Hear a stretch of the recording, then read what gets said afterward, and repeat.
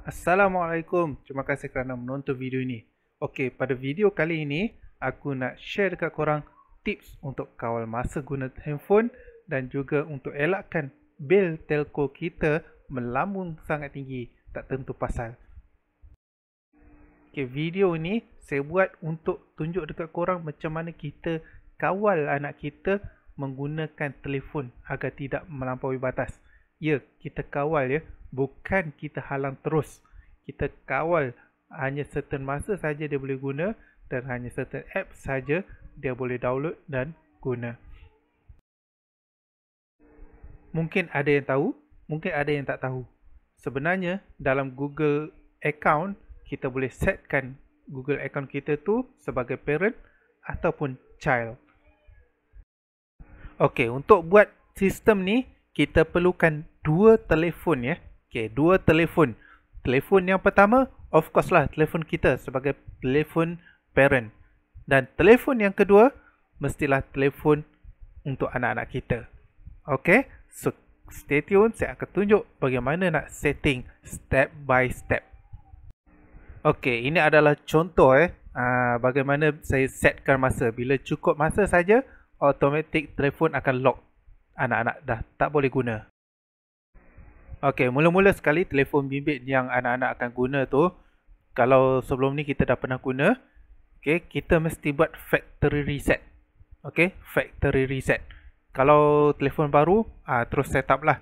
Okey, yang macam saya tunjuk ini adalah saya sudah baru siap factory reset. Jadi step yang pertama, pilih language. Okey, selepas setup untuk phone, dia akan minta sign in kepada Google. Okey, dekat sini kita create account. Bukan kita terus key in kita punya email. Kita terus create account baru untuk my child. Okey, so create a Google account for your child. Okey, then klik yes continue. Then masukkan nama anak. Okey, bla bla bla bla, masukkan nama anak. Okay, last name kita punya nama. Dan klik continue.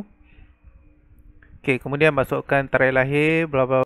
Okay, selesai saja kita masukkan tarikh lahir, dia akan terus tunjuk dekat kita senarai alam email yang available. So kita pilih saja kalau kita tak nak peningkan kepala. Kemudian setkan password. Selesai kita set password, Google akan minta kita sign in sebagai parent. Okey, masa dekat step ni, kita masukkan kita punya email. Okey, masukkan saja email kita dekat sini. Okey, dekat sini dia tidak minta kita punya password lagi. Okey, so bila kita klik next, dia akan scroll sebagai kita panggil dia sebagai agreement. So kita klik je on. Okey, on kan atas, on kan bawah, agree. Dan klik agree. Okey, dekat sini baru dia akan minta kita punya password. So masukkan sajalah kita punya password.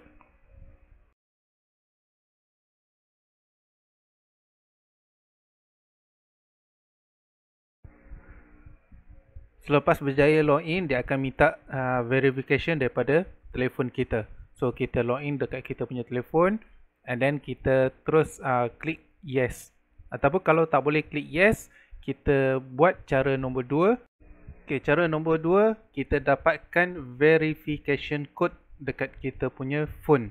So nanti dia akan hantar satu SMS dan kita masukkan kod G-code yang kita dapat itu dalam tempat yang perlu diisi lah. So selesai kita masukkan G-code tu, kita tekan next and then dia akan minta kita buat review.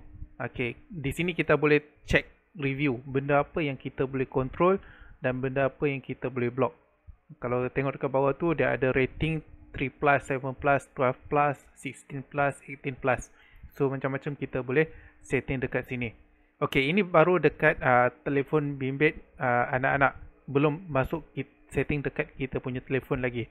Nanti saya akan tunjukkan kepada anda bagaimana kita nak setting dekat kita punya phone dengan menggunakan apps Family Link. Okay, masa kita first setup ni, dekat telefon kita belum ada lagi apps Family Link ni. Jadi dekat sini dia akan minta recommend untuk install for you and your child. So click next. So nanti dekat telefon kita dia akan automatic download dan install untuk kita sekali. So dua-dua benda dia jalan sekaligus. Satu, dia install dekat telefon anak kita. Kedua, dia akan install automatic dekat telefon kita. So jangan risau. Terus klik install saja. Family Link ni apps yang Google guna untuk linkkan telefon anak kita kepada telefon kita sebagai parent.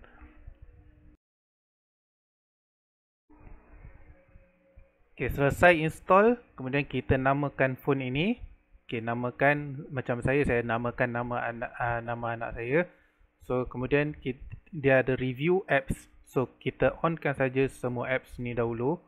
So ini tak ada masalah sebenarnya sebab ini adalah rated 3+. So kita install saja semua sekali.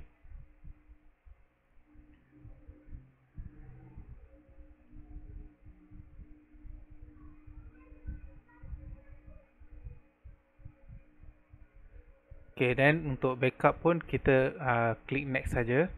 Okay, ini kita on saja. Ini tak jadi masalah, accept. Macam saya, kalau telefon tu minta untuk kita daftar account untuk telefon punya brand, contohnya Xiaomi, Redmi ataupun Vivo sekalipun, saya akan skipkan semua setup account ini sebab ini tidak ada keperluan. Jadi kita skipkan semua account yang tak berkenaan dengan Google Mail.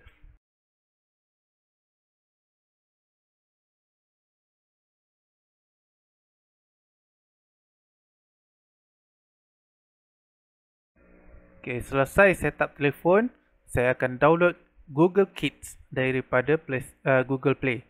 Okay, Google Kids ni special sebab banyak video dalam YouTube sebenarnya tak sesuai untuk kanak-kanak. Jadi, apps yang paling sesuai untuk kanak-kanak adalah YouTube Kids. Okay, specialnya account Gmail untuk anak ni, dia bila kita nak download something, dia akan keluar notification ni, ask your parent.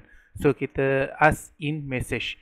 So nanti dekat telefon kita sebagai parent akan keluar satu notification untuk kita benarkan apps tu di download. So dekat sini nampak dia akan keluar satu Zaim. Okay, so saya akan scroll down dan saya akan bagi permission. So tap dekat situ and then klik approve. Okay, bila selesai klik approve saja, dekat telefon ni, dekat telefon anak saya, dia akan automatic download. Okay, so saya akan pergi kepada Play Store dan saya akan check saya punya apps.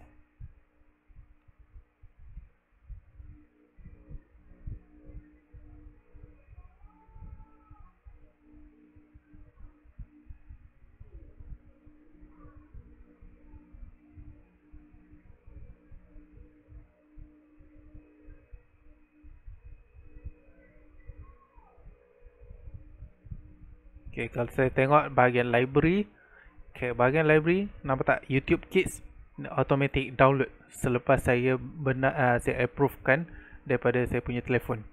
So sangat senang, sangat selamat.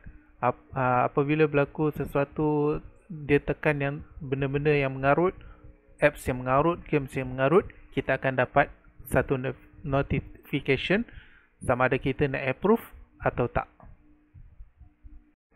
Okay, last step selepas installation apa semua, okay, kita akan pergi kepada telefon kita. Kita akan setting dalam kita punya Family Link. Okay, pertama sekali pergi dekat control setting. Okay, dekat sini all content. Okay, approval, mesti semua content kita perlukan approval daripada kita. Okay, untuk apps dan games, saya hanya letakkan rated yang sesuai saja untuk anak saya. So dalam kes saya letak 3+ saja. So then movie saya letak U sebagai umum. Okay, and then book, okay, ini standard. Kemudian filters on Google Chrome. Okay, saya hanya allow only certain sites. Okay, seterusnya pergi Android apps. Okay, dekat Android apps ni, dia akan listkan semua apps yang ada dalam telefon anak kita, bukan telefon kita. Okay, yang list dekat sini adalah dekat telefon anak kita. Jadi dekat sini kita boleh setkan time limit. Ini yang paling best. So selepas contohnya 2 jam 30 minit, anak anda akan sudah tak boleh tengok dah YouTube untuk pada hari itu. Dia kena tunggu esokkan harinya baru dia boleh tengok balik YouTube. Okay, contohnya untuk YouTube saya terus block. Okay, untuk Gmail saya terus block. Browser pun saya terus block. Saya tak nak dia browse macam-macam. Okay, kemudian saya scroll down bawah lagi.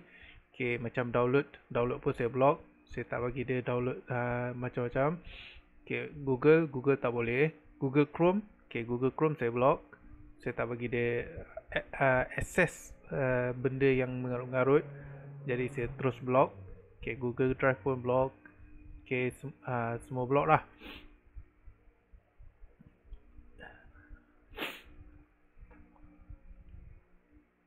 Okay, yang penting tadi yang bahagian YouTube Kids. Itu memang saya setkan masa. Saya letakkan syarat pada anak saya 2 jam 30 minit saja. Tak boleh lebih. Okay, satu hari 2 jam 30 minit, automatic telefon tu dia akan lock. Balik kepada page pertama yang untuk setting ni. Okay, dekat atas tu dia ada location. Okay, kita boleh setkan on location anak-anak kita. So katakan dia bawa telefon pergi rumah kawan pun kita boleh detect location dia. Ini adalah satu benda yang bagus. Okay, kemudian bawah sekali kita ada screen time. Okay, dekat area screen time ni yang paling saya suka. Okay, screen time ni kita boleh set berapa lama dan bila, setiap hari ke, ada hari tertentu ke, dan berapa lama screen time. Screen time tu bermaksud dia total lock telefon. Okay, contohnya saya set 2 jam 45 minit. Okay, selesai saja 2 jam 45 minit, dia akan total lock telefon. Satu apps pun kita tak boleh guna. Melainkan kita kena key in kita punya credential sebagai parent, baru kita boleh guna telefon tu, baru dia boleh unlock. Ini memang saya sangat suka. Kemudian kita boleh set bedtime. Okay, bedtime ni bermaksud kalau dia guna, kadang-kadang anak-anak kita ni cerdik. Dia guna pukul 10 baru dia nak guna. Pukul 10 malam baru dia nak start guna telefon. Kan cerdik tu. Jadi saya setkan bedtime bermula pada pukul 10.30, kemudian unlock dia pada pukul 7 pagi. Ini sangat membantu saya. Jadi bila cukup masa 10.30 saja, automatic telefon akan lock, tak boleh guna langsung. Ini kita boleh set untuk setiap hari. Kemudian kita klik save dan telefon dah boleh guna. Okay, ini adalah contoh kenapa Family Link ni sangat bagus. Okay, last video saya akan tunjuk bagaimana lock untuk bedtime berfungsi. Ini sangat best dan korang boleh try.